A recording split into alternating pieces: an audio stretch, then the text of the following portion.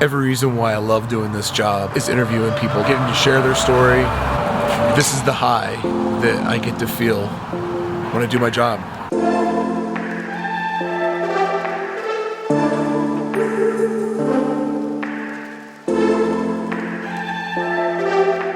Hey friends, my name is Mark Brickey, and I'm the host of the daily podcast called Adventures in Design.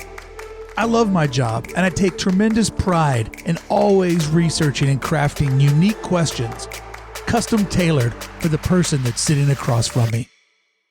And this pride has taken me to Portland, Oregon to conduct 7 interviews face-to-face. I truly believe to really tell someone's story, doorman, you have to really meet them face-to-face and in their creative space. Dog.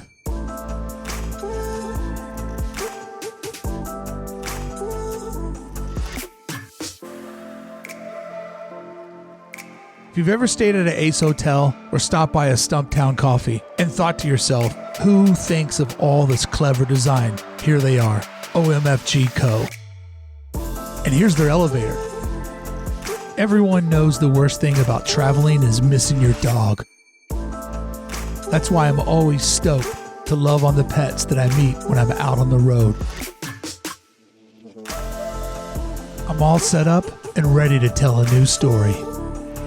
Often I say to ourselves that, basically our work falls into 2 categories. Either we need to take something that exists in the world and make it better, or create something new that should exist in the world to make it better. And if we're not doing one of those 2 things with our moves, with our branding moves, with our strategy, with our approach, I feel like we're kind of missing the mark and we're missing a big opportunity, kind of a big responsibility. Actually, I'll end on this quote.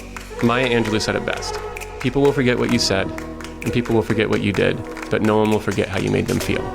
And that really sums it up. It's almost like irrelevant what you say and do. Yeah. It's how you say it. It's what is presented. How was it? By far the most professional podcast I've been a part of. I really appreciated the level of research you brought to the table. Appreciated the candor. Appreciated the humor.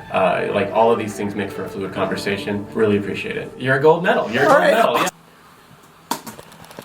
So when I started doing this, I had the idea. If I go out and interview people, why not ask them for a performance review? See how I did. Did they have fun? Was it a good time? I'm new to vlogging. This is one of the early ideas that I had, and it doesn't work. It's awkward. I'm putting the people on the spot, and I'm basically begging for likes. So I apologize, Jeremy and Bob Smith. This is an idea for the vlog that didn't work, that we won't be doing any longer.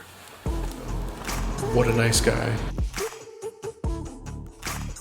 First Portland interview down, and Jeremy of OMFGco. What a beautiful office space. What a great conversation. Talk a lot about the end-to-end philosophy of how their company, they not only do logo branding, but they really put the lifestyle into a lifestyle brand. And there's always one thing that I forget to say in an interview, and that's what I wanted to say, was that they put the lifestyle into lifestyle brands. Oh well, better luck next time. My next time will come sooner than later. After a quick crash back at the hotel to try to fight this cold, I'm back out on the road to talk to sportswear legend Bob Smith of Orcal Sportswear. One of the parts of my job that you never get to see is when I go out and do interviews, I have the fun of trying to figure out where the hell people live or where their studio's at. Always fun.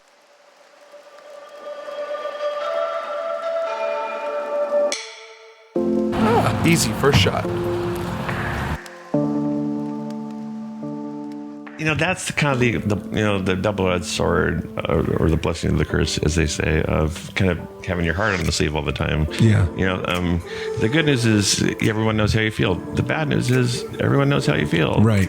Fuck, I'll just let it rip here. The thing about pain is it really does kind of strips away all the bullshit. Right. It guts you. Right. And all you have left is what you really want to do. All right. Yeah. So this is where I wanted to end the podcast, but I forgot. Yeah, that happens. Normally I look at somebody's Instagram, and I look at their product work. The weird thing about your Instagram is the last year, it was your hair was getting longer, and you were playing drums in more weird spots. I'm I'm gonna have to ask him. You just go to a yard sale and you just start playing the drum set. As the year went on, it was just you playing drums and more. 4th of July parade. Right? Yeah. Because that's became a designer because I started playing music, and I was playing music, but I played music first. And I tell people this all the time. I wish my passport said musician, not designer. You know, because I just love playing music.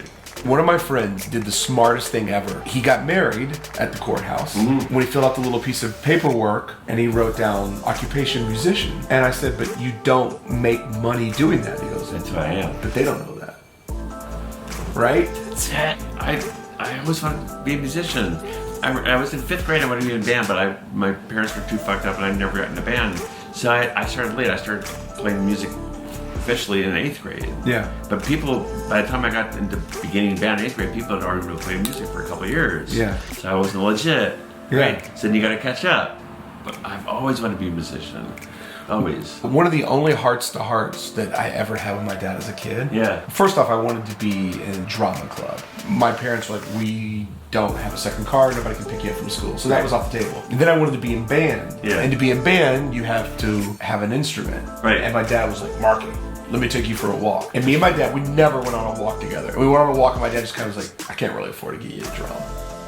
I had that conversation with him, but I wanted like the Sears catalog drum set. He goes, I don't have $300 for that. Like, and it must have been heartbreaking for my dad. You tell me that, right? Yeah. So I got a job at McDonald's and I bought my first drum set. Which makes the drum set all that better. I know, right? Still past it. All right, how was your second time on the show?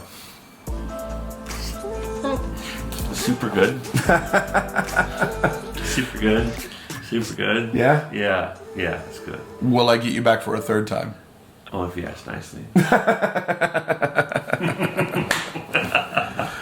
Don't make me beg for it, Bob. Don't make me beg for it. So I'm wrapping up day 2 in Portland. I just did an interview, my second interview with Bob Smith of OMFG Sportswear. Right up there is his apartment. And that's where he hung out and did it.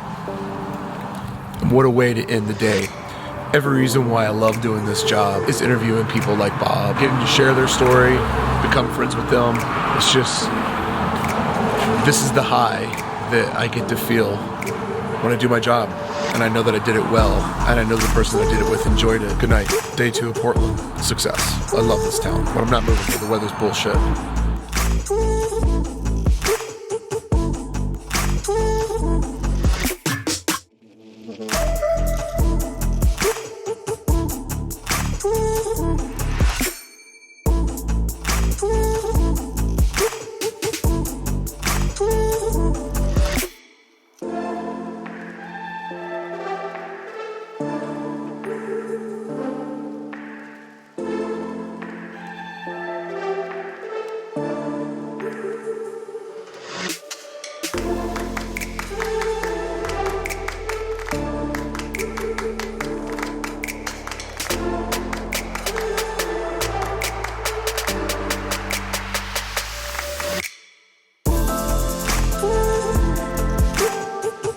Can you show everybody your remote control for your neon sign? Mm-hmm. This is one of the most wild bachelor things I've seen in a while.